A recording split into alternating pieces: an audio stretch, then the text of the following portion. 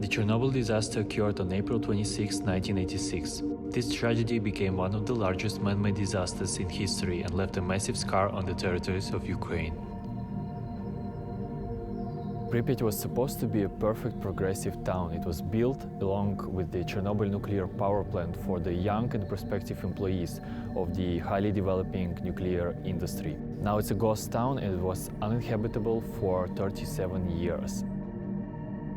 After the tragedy, a massive cleanup effort was undertaken, including the construction of a concrete sarcophagus to contain the damaged reactor. This put a start to the decommissioning process of the power plant.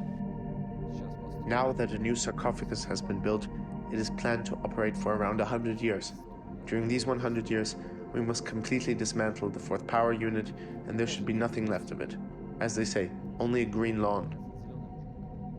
In February of 2022, when Russia invaded Ukraine, Chernobyl was one of the first places that saw the enemy troops. Petro is one of the power plant workers who spent 36 days under the Russian occupation. On the 23rd of February, I drove to work at night. At 5 o'clock in the morning, I realized that was it. Explosions, planes flying overhead. I understood that this was war. And I saw that Russian tanks and armored personnel carriers were already standing in front of the admin building with barrels directed towards Kyiv. Yes, see how it was. They entered the exclusion zone from 3 directions. This way, and that way. The exclusion zone consists of 26,000 square kilometers area surrounding the site of the Chernobyl disaster. Its purpose is to restrict access to radiation emitters and stop it from spreading. Many scientific enterprises operate in this zone. Serhiy is the director of Ecocenter. They are responsible for measuring and controlling the radiation levels in the exclusion zone. He has been working here since 1986, but what he saw after the deoccupation stunned him the most.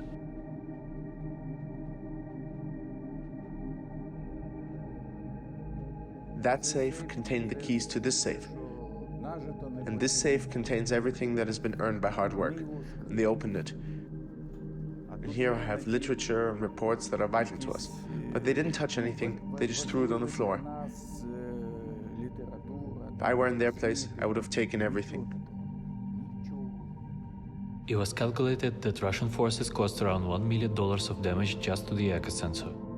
What they couldn't steal, they damaged. But luckily the most precious things, the lab devices, remained mostly untouched. Besides material damage, Russian troops caused chaos around the territories of the zone, neglecting all safety protocols. Red Forest remains to be one of the most contaminated areas in the world to this day.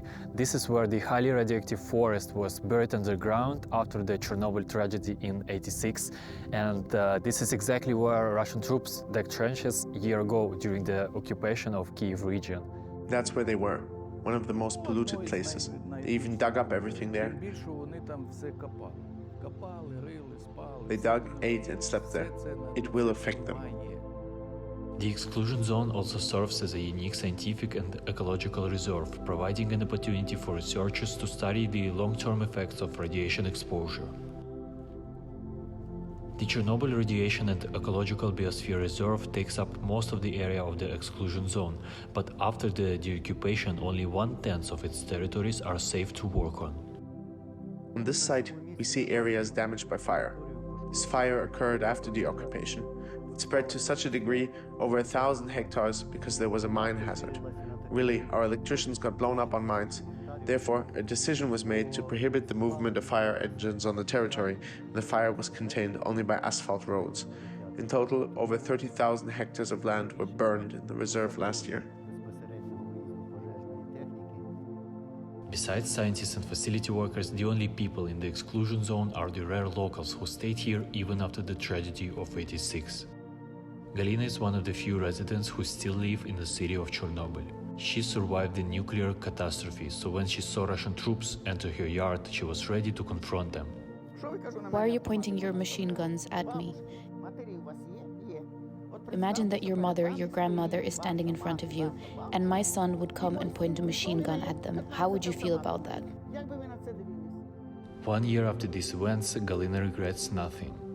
The only thing that she misses from the peaceful life is her son, who went to serve in the Ukrainian armed forces.